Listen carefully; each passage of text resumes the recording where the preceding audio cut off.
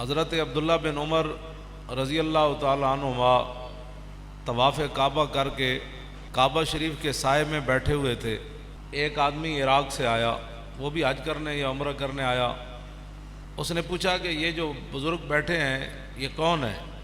لوگوں نے بتایا کہ یہ فاروق اعظم کے صاحبزادے ہیں، عبداللہ بن عمر ہے۔ تو اس نے جا کر آپ کو سلام کیا اور وہ کہنے لگا کہ اگر اجازت ہو تو میں آپ سے کوئی سوال پوچھ سکتا ہوں؟ آپ نے فرمایا پوچھو، کیا پوچھتے ہو؟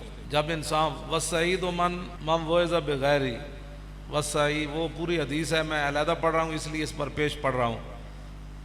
نبی علیہ السلام نے فرمایا کہ خوش بخت وہ ہوتا ہے جو دوسرے کو دیکھ کر نصیحت پکڑے۔ یہ نہیں کہ اس کو نصیحت کی جائے، وہ دوسرے کو دیکھ کر نصیحت پکڑے، توبہ توبہ، اچھا اس نے یہ کام کیا تو اس کو یہ سزا مل رہی ہے، اس نے یہ کام، توبہ توبہ، اچھا یہ اس حالت میں تھا تو اس حالت میں آ گیا، توبہ توبہ توبہ، اچھا یہ اتنا وہ آدمی ہے جو آج اس حالت میں پہنچ گیا۔ حضور نے فرمایا خوش بخت انسان وہ ہے کہ جس تقریریں سنیں کے بغیر ہی لوگوں کو دیکھ دیکھ کر نصیحت پکڑے۔ اور باقی حضور نے فرمایا وشکیو من شکی فی بطن امی، حضور نے فرمایا بدبخت جڑا نا وہ ماں دے پیٹ وچ بھی بدبخت ہی ہوندا۔ اے نہیں کہ باہر آ کے وہ بدبخت بنتا ہے تو وہ پھر لوگوں دیا مجلساں سن کے، تو حضور نے فرمایا نہیں، ماں دے پیٹ وچ ہی بندہ بدبخت ہوندا ہے۔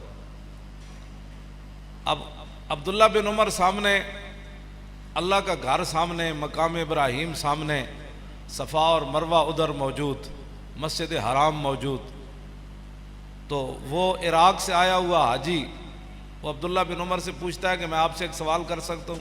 بات میں یہ کرنے لگا ہوں کہ جنہوں نے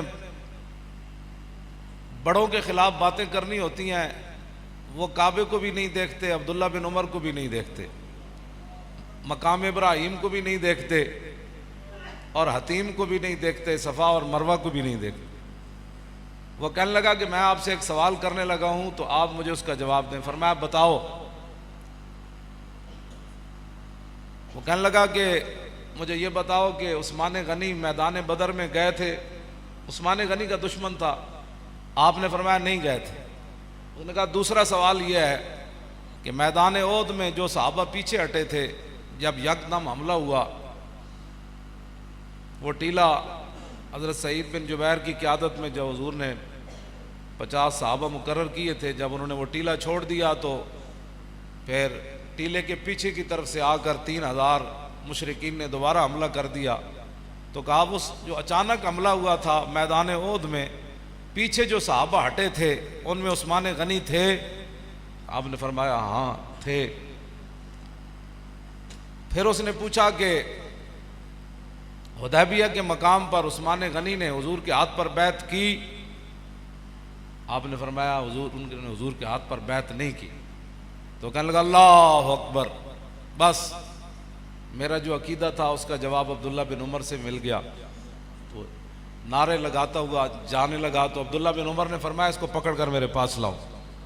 آپ نے فرمایا جو تو نے پوچھا ہے نا کہ عثمان غنی میدان بدر میں گئے تھے کہ نہیں، آپ نے فرمایا تو آج تجھے پتہ نہیں ہے کہ حضور کی صاحبزادی ان کے نکاح میں تھی، حضرت رقیہ بیوار تھی؟ تو حضور نے فرمایا کہ عثمان آپ ان کی تیمارداری میں رہیں، بدر میں نہ جائیں، ان کی خدمت کریں، تو اللہ تعالیٰ آپ کو بدریوں کا ثواب عطا فرمائے گا۔ فرمایا باقی تو نے پوچھا کہ میدان احد میں عثمان غنی پیچھے ہٹے تھے کہ نہیں، تو میں نے تجھے کہا ہٹے تھے، تو نے کہا بڑا خوش ہوا۔ تو فرمایا وَلَقَدْ عَفَا عَنْكُمْ وَلَا، تو نے قرآن نہیں پڑھا کہ اللہ نے فرمایا میرے حبیب جو صحابہ پیچھے ہٹے تھے رب نے ان کو معاف کر دیا۔ تیسری بار جو تو نے پوچھی ہے کہ عثمان غنی حدیبیہ کے مقام پر تھے کہ نہیں، فرمایا 1400 صحابہ میں سے سب سے زیادہ حضور کو محبوب ہی وہی تھے، اور سب سے زیادہ ان کی پاور کی وجہ سے حضور نے ان کو سفیر بنا کر بھیجا تھا کہ پورے مکے میں ان کے رشتہ دار موجود تھے، کسی کی جرت نہیں تھی ان کی طرف کوئی ہاتھ بڑھاتا۔ تو تجھے پتہ نہیں ہے کہ حضور کے وہ محبوب تھے، اور حضور نے فرمایا تھا کہ عثمان اللہ کا بھی کام کرنے گیا ہے اور اس کے رسول کا کام کرنے گیا ہے۔ جب آپ نے تینوں باتوں کا جواب دیا تو فرمایا فَاذْهَبْ بِنَا الْآن، فرمایا ہن نعرہ لان۔ تو بات اتنی ہے کہ جن لوگوں نے باتیں کرنی ہوتی ہیں وہ کعبے کے سامنے بھی باتیں کر دیتے ہیں، اور ان کے بارے میں باتیں کر دیتے ہیں جن کے بارے میں حضور نے فرمایا کہ یا اللہ عثمان بڑا حیا والا ہے۔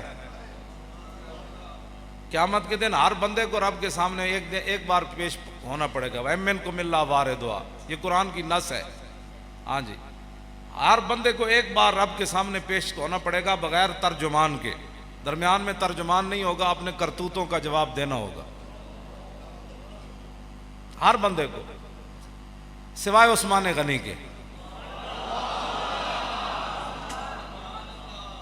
اس لیے آج کی رات توبہ کی رات ہے، ہر بندے کو پتہ ہے میں نے کیا کرتوت کی ہے، تو وہ جو پیشی ہے نا، وہاں اس دن جھوٹ بھی نہیں بولا جائے گا، ہوگا بھی رب سامنے، بندہ کدھر اور رب کی شان بلند و بالا، تو کیسے کھڑا ہوگا بندہ رب کے سامنے، کیسے جھوٹ بولے گا، کیسے اس کو ندامت آئے گی، کیسے اپنے کرتوت اس کو ایک کر کے یاد آئیں گے۔